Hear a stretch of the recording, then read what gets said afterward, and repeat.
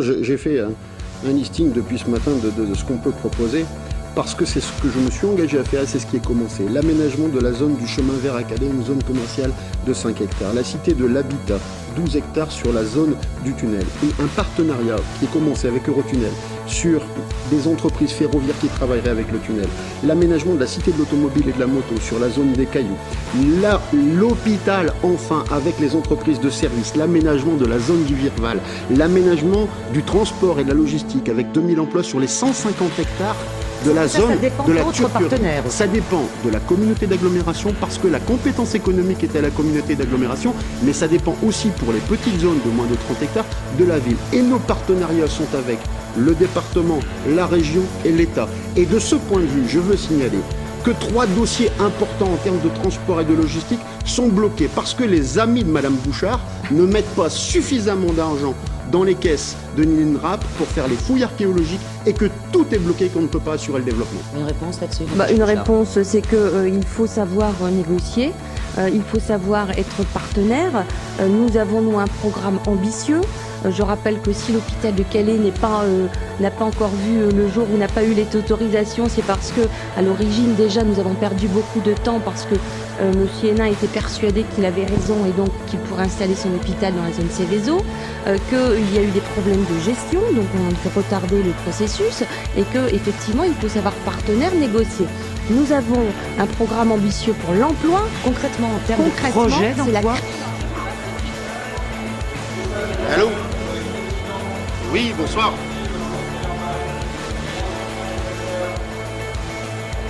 Oui, écoutez, je crois que les hommes politiques doivent savoir assumer les victoires, mais ils doivent savoir assumer les défaites aussi. Ce soir, je suis triste non pas pour moi, je suis triste pour ceux qui, dans les quartiers, souffrent aujourd'hui et souffriront demain. Je suis triste de constater qu'une élection se joue sur l'annonce de flinguer un homme et pas sur un programme et pas sur des propositions. Mais j'assume cette défaite parce que je suis le responsable de la liste et que donc je porte une part importante de responsabilité. Je n'ai jamais été de ceux qui abandonnent les gens quand ils sont dans la difficulté. J'ai annoncé publiquement que demain je serai dans l'opposition, que je siégerai au conseil municipal parce que si je me contentais de me présenter aux élections uniquement pour gagner, je serais quelque part vis-à-vis de ceux qui souffrent un fiefé salopard. Ce soir, je suis un homme courageux qui assume sa défaite et qui demain défendra ceux qui sont dans la souffrance.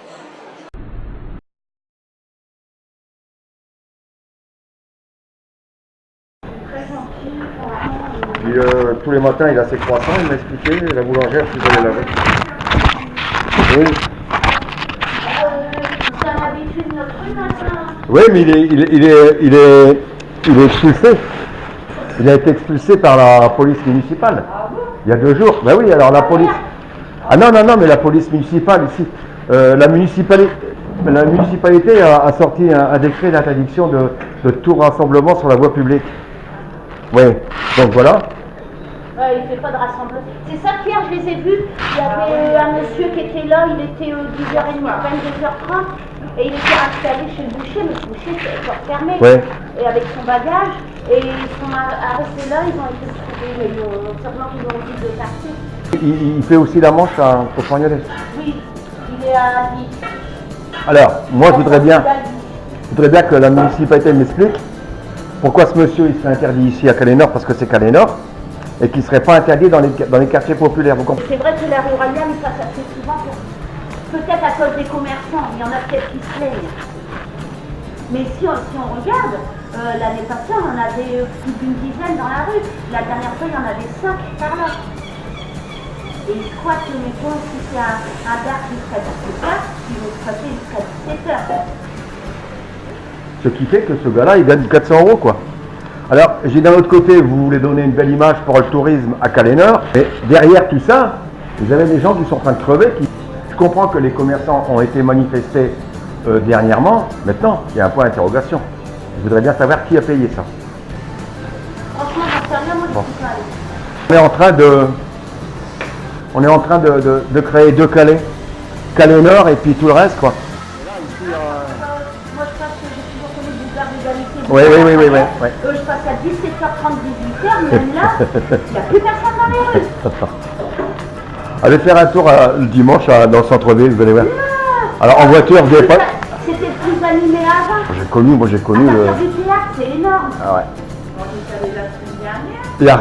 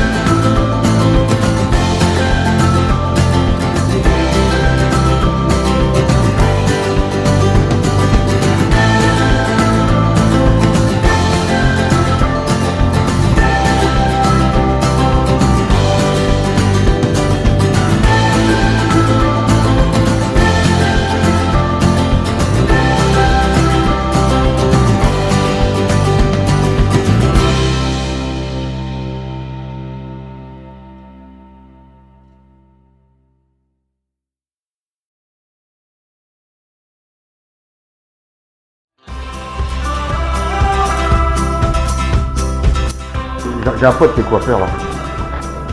Il se plaint tout ça, mais il dit bon, dis-moi ma clientèle elle est pas anglaise, Bah voilà. elle est calaisienne.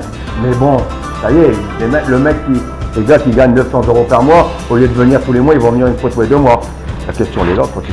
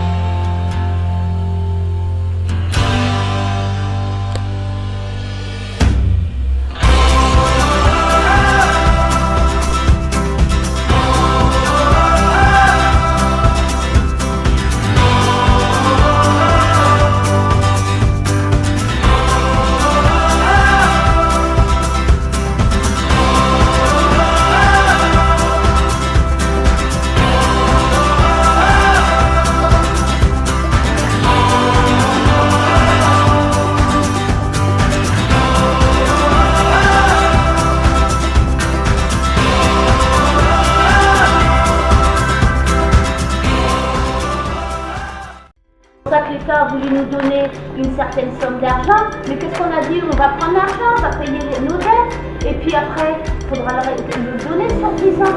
C'est pour ça qu'il dit faites un prêt à taux zéro. Et vous savez ce qu'ils disent les petites gens derrière? Parce que bon, je les fréquente aussi, vous avez bien compris. Alors maintenant, eux, la réaction qu'ils ont, c'est qu'ils disent non mais attends, Michel, nous on est bien d'accord, mais nous ça fait des années qu'on est au chômage, qu'on gagne 400 €. Madame Bouchard et son équipe, voilà ce qu'ils disent, très exactement, Madame Bouchard et son Ils équipe, vont aider les commerçants. ils aident uniquement les commerçants et nous on est en train de crever derrière.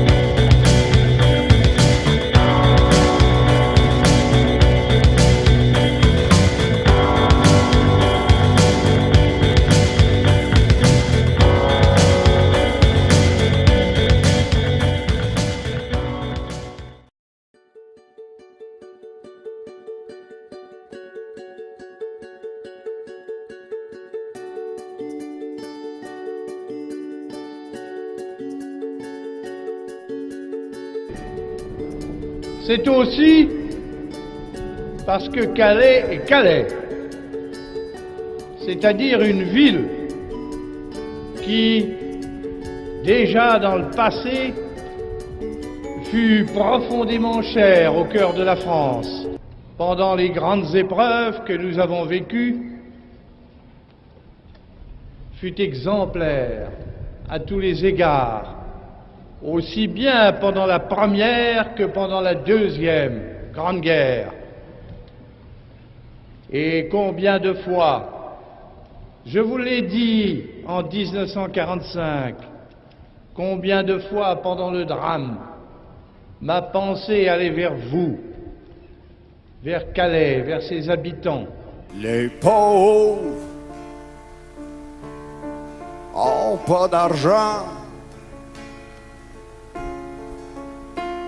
Les pauvres sont malades tout le temps.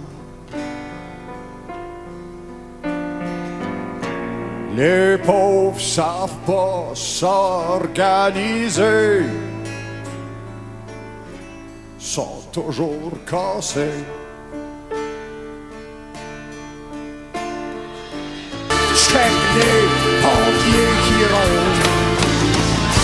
Les pauvres savent pas quoi faire pour sortir de la misère. Il voudra bien qu'un jour, enfin, ce soit leur tour. Les pauvres ont du vieux linge sale. Les pauvres, ça s'habille bien mal. Les pauvres se font toujours avoir, sont donc pas d'affaires. Les pauvres s'achètent jamais rien. Les pauvres ont toujours un chien.